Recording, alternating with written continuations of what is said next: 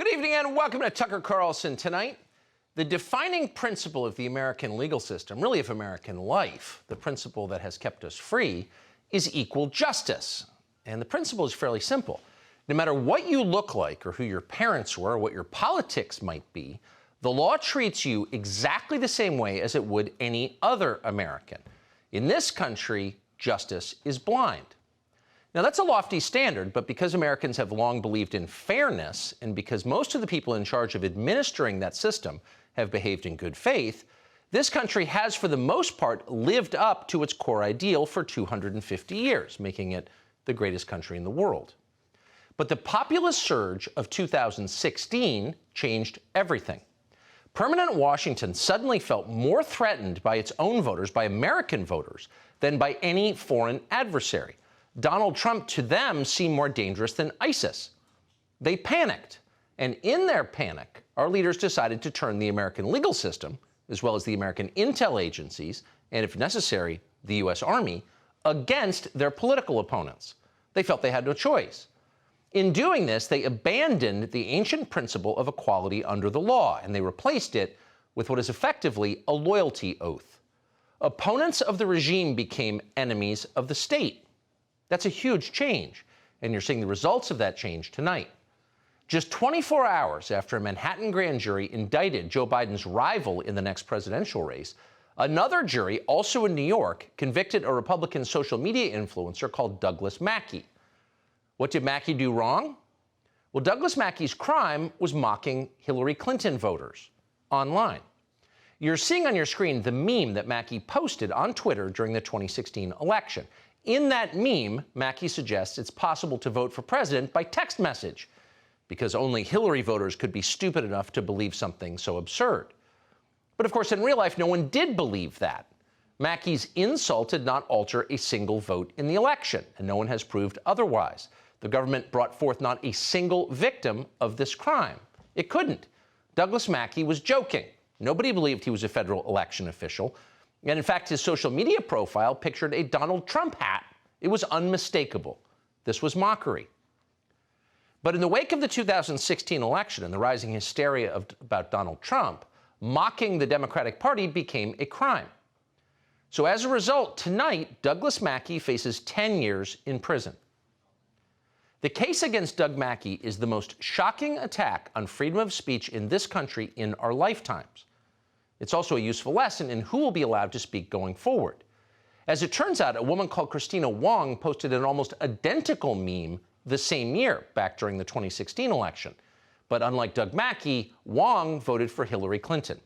"Hey, Trump supporters," she wrote, "skip poll lines and text in your vote." Same crime. But the Department of Justice under Joe Biden has shown no interest in prosecuting Christina Wong. Do you see how this works? Have you internalized our new partisan legal standards? That would be the point of the exercise. They want you to know the rules. We'll have more on the Doug Mackey case and what it means for you and for America in just a moment. And by the way, Douglas Mackey is not the only Trump supporter who is now going to prison because of how he voted. According to new reporting from Julie Kelly, the FBI's Counterterrorism Division just arrested a grandmother in the state of Virginia on 4 misdemeanors this week. What exactly did she do? She entered the Capitol with her elderly mother for a total of 15 minutes on January 6th. She hurt no one. She destroyed nothing. She just stood there. And yet, at the very same time, during the very same week, none of the transgenderist thugs who invaded the Tennessee State House yesterday have been rounded up by the FBI Counterterror Division. And of course, they won't be. Joe Biden just honored them with a Trans Day of Visibility. So what we're watching here, unmistakably, is bigger than Donald Trump. But we're going to begin tonight with the latest on his case. And we're doing that because he is, and this is not at all incidental to his prosecution, he is the leading Republican candidate for president. Now, Trump apparently is being charged not with treason or insurrection or collusion or even shoplifting, but with something much smaller, a slew of process crimes relating to a payment he apparently made 7 years ago. In no fair system would that be a crime under the law 7 years later. But the Soros-funded district attorney in Manhattan, Alvin Bragg, has stitched together a Frankenstein legal theory to justify this prosecution. Under normal circumstances, it would be impossible because the statute of limitations has passed. And as if all of that were not third world enough, someone leaked the news of Donald Trump's grand jury indictment to the media. Now, that in itself is a crime under the law in New York. In fact, a much bigger crime than those under which Donald Trump is being charged. Will Alvin Bragg prosecute the leaker? Please. It's almost certainly someone in his own office.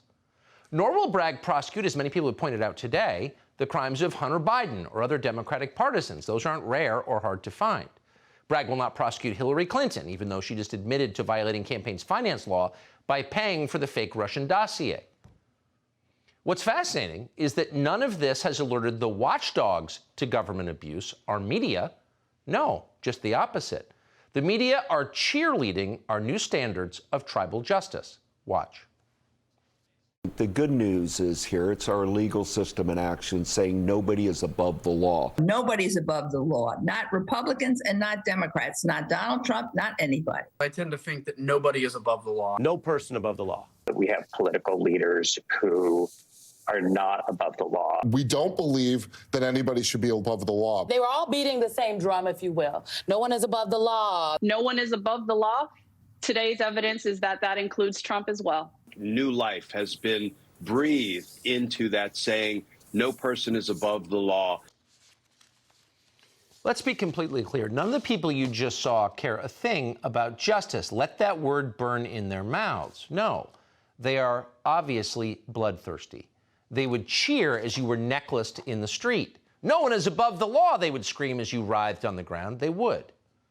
But as long as we're still pretending that the old standards of fairness and equal application of the law apply, then whatever happened to Sam Bankman-Fried? Remember him? Largest financial crime in history? To this day, no one has explained or bothered to even try to tell us how Sam Bankman-Fried was able to make his bail. That was set at $250 million. All that has been disclosed to us, the long-suffering public, is that a former dean at Stanford and a Stanford computer scientist put up $500,000 and $200,000 respectively, and his parents put up the value of their home. So that leaves quite a big gap. Where did the rest of the money come from? No one will tell us. No one in the media is asking because no one cared. Sam Bankman-Fried didn't pay off a former mistress. No, he defrauded 1 million people and ran off with houses in the Bahamas, and yet the system is protecting him because he voted correctly. That's remarkable. But he's not the only criminal that Washington refuses to prosecute. There are so many of them. The people who destroyed the U.S. dollar, for example. The ones who degraded the United States military and turned it into a joke, which it is. The ones who flooded rural America with opioids and killed hundreds of thousands. The people currently selling our oil reserves to China. None of them have ever been prosecuted. In fact, they've all been promoted. We'll have more on them in just a moment.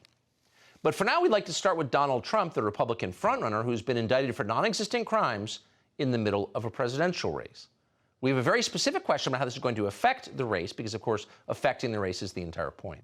Subscribe to the Fox News YouTube channel to catch our nightly opens, stories that are changing the world and changing your life.